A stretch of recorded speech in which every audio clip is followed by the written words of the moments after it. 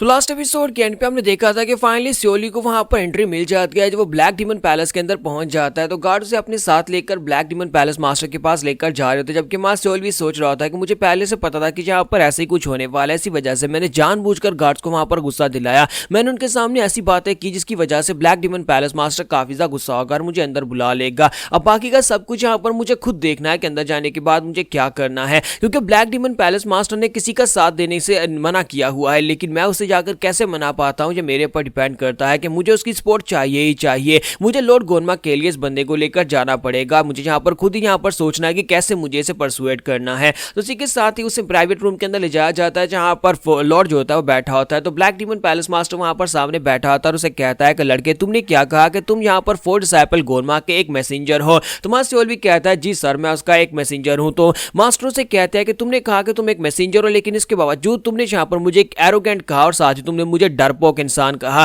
क्या तुमने ऐसा कहा है? तो इसी के साथ ही मास्टर सियोल भी से कहता है कि एल्डर गु ऐसी बात नहीं है, मैंने यहाँ पर आपको कुछ नहीं कहा, बल्कि ये तो यहाँ पर लॉर्ड गोरमा की तरफ से है। तो इसी के साथ ही मास्टर गु से कहता है कि अब यहाँ पर सच बोलो, क्या वाकई में यहाँ पर 4 डिसाइपल गोरमा ने ऐसा कहा है? तो मास्टर सियोल भी आगे से कहता है कि सर अगर सच्ची बताओ तो ऐसा नहीं है, ये बात यहाँ पर मैंने अपनी तरफ से कही है, लॉर्ड गोरमा आपके बारे में ऐसी बात नहीं कह सकते। तो ये बात सुनते ही मास्टर गु से कहते हैं कि तुम्हारा दिमाग तो नहीं खराब हो गया या फिर तुम मरना चाहते हो? तो मास्टर सियोल भी से कहता है कि असल बात यह है कि आप किसी से मिलना नहीं चाहते, इसी वजह से मुझे यहाँ पर आपको गुस्सा दिलाना पड़ा। मेरे पास और कोई रास्ता नहीं था, आप यहाँ पर मुझे दरवाजे से वापस भिजवा देते, लेकिन मेरे मास्टर ने कहा था कि हर हाल में मुझे आपके साथ डिस्कशन करनी है, आप तक पहुंचना है। उसके लिए मुझे यहाँ पर चाहे झूठ बोलकर ही आप तक पहुंचना पड़ा, मैं पहुंच सकता हूँ क्योंकि मैं लॉर्ड गोरमा का वफादार सबऑर्डिनेट हूँ। तो ये बात सुनने के बाद मास्टर को काफी गुस्सा हो जाते हैं और उसे कहते हैं तो फिर तुमने यहाँ पर मुझे धोखा दिया है। तो सियोल भी कहता है कि सर सिर्फ और सिर्फ मैं यहाँ पर आपसे बात करने के लिए आया हूँ ताकि मैं आपसे बात करके आपको समझा सकूँ कि लॉर्ड गोरमा का साथ देना आपके लिए ज्यादा बेहतर है। तो वो कहता है कि अब यहाँ पर तुम ये चाहते हो कि मैं गोनमा का साथ दूं? तो सियोल भी कहता है जी सर आपको गोरमा के डिसाइपल गोनमा का साथ देना चाहिए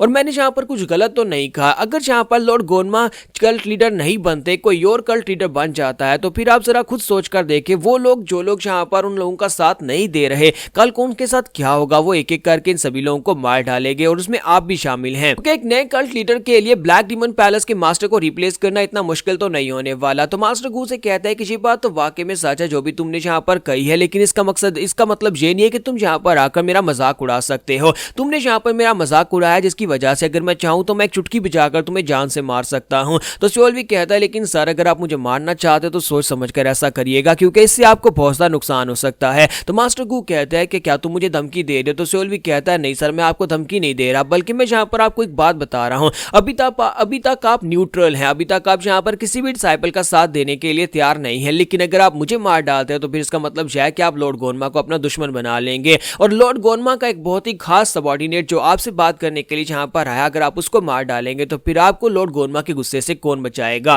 और वैसे मुझे यहाँ पर इस बात से फर्क नहीं पड़ता कि अगर मैं यहाँ पर लॉर्ड गोरमा के लिए अपनी जान गंवाकर आप जैसे एक मास्टर को रिक्रूट कर लूं, और मुझे लगता है कि जब आप यहाँ पर मुझे मार डालेंगे फिर आपके पास और कोई ऑप्शन नहीं बचेगा, आपको लॉर्ड गोरमा को ज्वाइन करना पड़ेगा। तो इसी के साथ ही वहां पर मास्टर खूब ही सोच रहे होते हैं कि ये कमीना तो कुछ ज्यादा ही बातें करने वाला और शातिर इंसान है, मुझे यहाँ पर किसी दूसरे तरीके से इससे निमटना होगा। तो इसी के साथ ही उसे कहता है कि लड़के मुझे लगता है कि तुम सिर्फ और सिर्फ बहादुर नहीं हो बल्कि तुम काफी ज्यादा अच्छे भी हो, बात करने में भी और साथ ही किसी दूसरे को परसुएट करने में भी। तो मुझे बताओ कि लॉर्ड गोरमा की तरफ से तुम मेरे साथ क्या डिस्कस करना चाहते हो? तो मास्टर सियोल भी से बताता है कि मैं यहाँ पर अपने ग्रैंड प्लान को तुम्हारे साथ डिस्कस करना चाहता हूँ क्योंकि लॉर्ड गोरमा ने एक बहुत ही बड़ा प्लान बनाया जिससे कि वो नए कल्ट लीडर बन जाए। तो वो कहता है अच्छा ये बात है, चलो ठीक है बैठो मेरे साथ ड्रिंक पियो। तो मास्टर सियोल भी होता है वहीं पर उसके पास ही बैठ जाता है, उसके पास से कप लेता है, वहां पर बैठकर वाइन पीना स्टार्ट करता है। तो वो से बताते हैं कि इसको बेकवा वाइन कहा जाता है, जो कि इस बेकवा वाइन को 100 अलग अलग फूलों के निचोड़ से बनाया जाता है, जो एक बहुत ही खास वाइन है। तो सियोल भी कहता है इसकी खुशबू भी बहुत ज्यादा अच्छी है। फिर साथ ही मास्टर जो होते हैं उसे कहते हैं कि अब जबकि हम लोग यहाँ पर है तो फिर यहाँ पर सिर्फ और सिर्फ वाइन पीकर काम नहीं चलेगा, हमें तुम्हें यहाँ पर कुछ और भी दिखाता हूँ, हमारी इंजॉयमेंट के लिए कुछ ना कुछ तो होना चाहिए। और साथ ही वो इशारा करता है तो जहाँ पर वो लोग बैठे होते हैं वहीं पर साइड का दरवाजा खोला जाता है। तो पीछे एक ग्राउंड होता है जहाँ पर दिखाते हैं कि एक बंदा जिसको वहां पर रस्सी के साथ बांधा गया होता है और एक बंदा जिसको पिलर के साथ बांधा गया होता है, 2 अलग अलग बंदे होते हैं। तो मास्टर सियोल भी ये देखकर काफी हैरान होता है। तो इसी के साथ ही मास्टर गु से बताते हैं कि वो बंदा जो कि जिसे यहाँ पर रस्सी के साथ जिसके हाथ बांधे गए हैं वो मूडेंग सेक्टर का टॉप क्लास का डिसाइपल है। मेरे कुछ वॉरियर्स ने उसको पकड़ा था जब वो मूडेंग सेक्टर की तरफ आगे बढ़े थे, वो यहाँ पर एक स्पाई बनकर आया था और उसे पकड़कर लाया गया है। और दूसरी तरफ हमारी अपनी ही एक यूनिट का वॉरियर है जो कि डिमोनिक कल्ट का ही वॉरियर है, लेकिन उसने अपने एक सुपीरियर को को मार डाला था क्योंकि उसे गुस्सा बहुत ज्यादा आता है, क्योंकि अपने उसने यहाँ पर गद्दारी की, उसने अपने सुपीरियर को मारा है, तो उसे यहाँ पर पिछले कई सालों से डंजन के अंदर बंद करके रखा गया था और अब फाइनली यहाँ पर उसे आजाद करने का एक मौका दिया जा रहा है। अगर यहाँ पर वो इस लड़के को मार डालता है जो उसके सामने वुडेंग सेक्टर से है,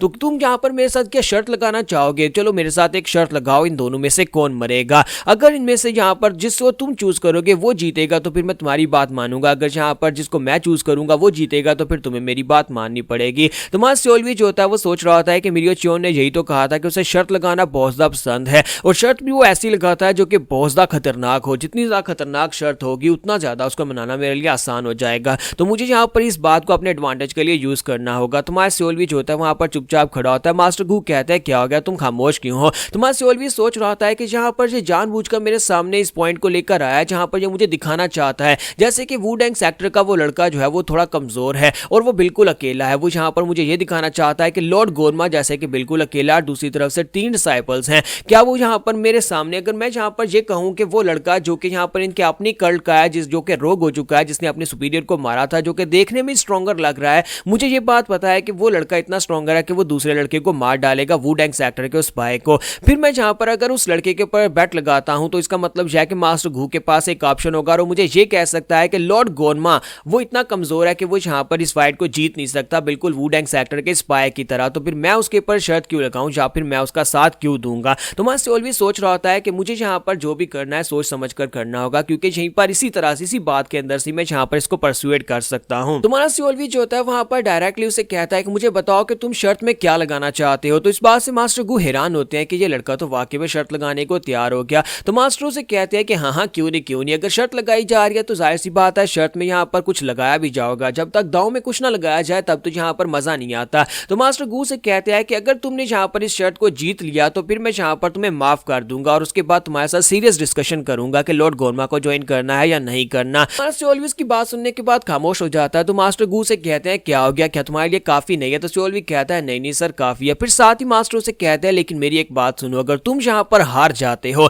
फिर तुम्हें अपना एक बाजू और अपनी एक टांग देकर जाना होगा, यानी मैं तुम्हारा एक बाजू और टांग खुद अपने हाथ से काटूंगा। तुम्हारा सियोल की बात सुनते ही समझ जाता है कि इस कमीने ने जहाँ पर मुझे माफ नहीं किया, मैंने दरवाजे के ऊपर जो इसे डरपोक कहा, जो इसकी इंसल्ट किया, उसकी वजह से ये गुस्से में है और इसी वजह से ये कोई मौका ढूंढ रहा है मेरे से बदला लेने का। तुम्हारा सियोल से कहता है कि सर आपको नहीं लगता कि यहाँ पर अगर शर्त लगाई जा रही है तो कोई छोटी मोटी शर्त से काम नहीं चलेगा? अगर आप यहाँ पर सिर्फ बाजू और टांग काटेंगे ये तो बहुत ज्यादा कम है। अगर मैं इस शर्त में हार जाता हूं तो मैं चाहता हूं कि आप मेरी जान ले लें, यानी कि मैं यहाँ पर शर्त लगाऊंगा और उसके बाद लॉर्ड गोरमा अगर आप मुझे मार भी डालते हैं तो लॉर्ड गोरमा आपके दुश्मन नहीं बनेंगे और आपको यहाँ पर कुछ भी नहीं कहेंगे। तो आप बताएं क्या आप शर्त लगाना चाहेंगे? तो यहाँ पर हमारी एपिसोड 240 का एंड होगा। नेक्स्ट एपिसोड में देखेंगे कि हमारा सियोल कैसे यहाँ पर कोशिश करेगा कि उसका बंदा जीत जाए और यहाँ पर हमारा सियोल अपनी शर्त को जीते।